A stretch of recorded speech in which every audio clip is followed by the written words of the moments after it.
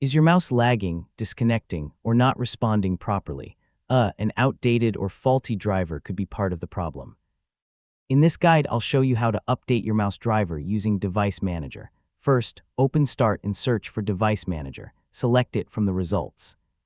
Once it opens, find mice and other pointing devices and expand the category. You'll usually see your mouse or pointing device listed here.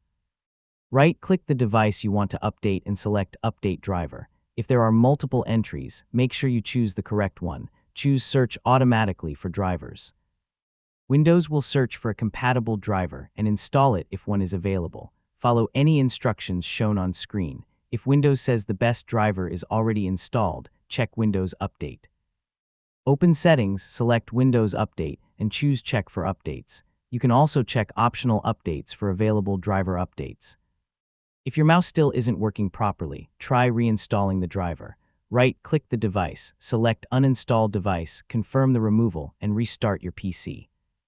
Windows may automatically reinstall the driver. If the mouse doesn't appear after restarting, open Device Manager and select Action, then scan for hardware changes. Windows will search for connected hardware and refresh the device list. Now move the mouse around and test the buttons and scroll wheel. If you're using a USB mouse, try another USB port. For a wireless mouse, check the receiver, batteries, or Bluetooth connection. Yeah, sometimes the issue isn't the driver at all, and that's how to update a mouse driver in Device Manager. Start with the automatic search, check Windows Update, and reinstall the driver if needed. So test the mouse after each step to find out whether the problem is fixed.